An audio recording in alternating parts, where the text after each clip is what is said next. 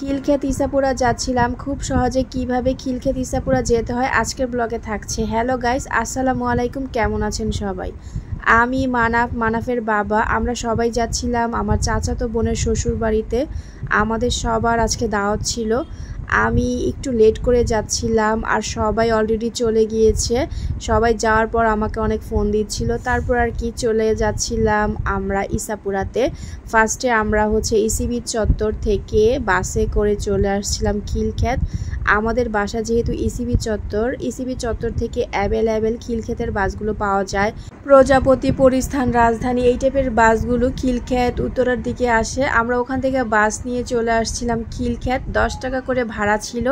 তারপর আমরা foot over bridge দিয়ে এখন রাস্তা পার হচ্ছিলাম। ফুটওভার ব্রিজ দিয়ে রাস্তা পার হতে আমার কিন্তু খুব ভাল লাগে, আবার অনেক বেশি জ্যামও থাকে। মানাফকে নিয়ে ওর বাবা হাঁটতেছিল আর আমি সামনে একটু ভিডিও ক্লিপ নিয়ে নিলাম। এই তো দেখতেই পাচ্ছেন, একটু গরম ছিল, একটু ঠান্ডা ছিল, বাট অত বেশি গরম ছিল না। অত বেশি গরম থাকলে আসতেই পারতাম না। আমরা যখন বের হয়েছিলাম তখন 12টা বাজে আর আমাদের যেতে যেতে 1টা বেজেছে। 1 ঘন্টার মধ্যে ইসাপুরাতে যাওয়া যায়, যেহেতু এটা ঢাকার মধ্যে অবস্থিত। আমি তো অনেক বছর পর যাচ্ছিলাম, মানে আপুর বিয়েতে গিয়েছিলাম আর এটা হচ্ছে সেকেন্ড টাইম। আমার তো বেশ ভালো লাগছিল আর সব বন্ধুদের সাথে দেখা হয়ে যাবে। মানাফের বাবা ওকে অনেকক্ষণ কোলে নিয়েছিল। তারপর আমি বলছিলাম যে মানাফকে আমার কোলে দেন, ও তো দিতেই চাচ্ছিল না। তারপর আর কি ছেলেকে নিয়ে হাঁটতেছিলাম। আমার তো বেশ ভালো লাগতেছিল। খিলক্ষেত আসার পর আমরা ফুটওভার ব্রিজ পার হয়ে গেলাম।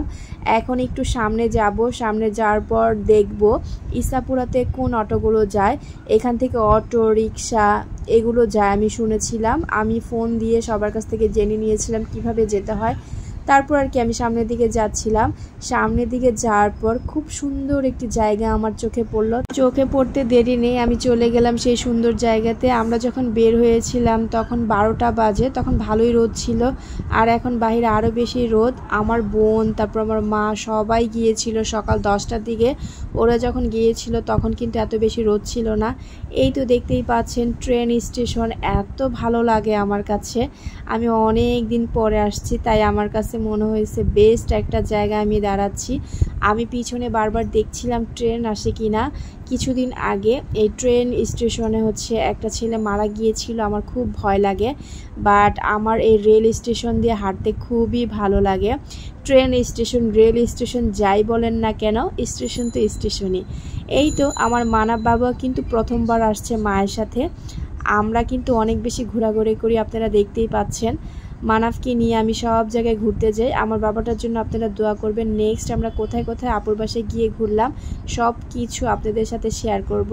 যেহেতু আপনারা আমার একটা পরিবার, আমার সেই পরিবারের সাথে আমি সব কিছু শেয়ার করতে খুবই পছন্দ করি। এখন আমরা অটো খুঁজতেছিলাম যে কোন সাইড থেকে অটো নিব, তারপর আপুর বাসায় যাব।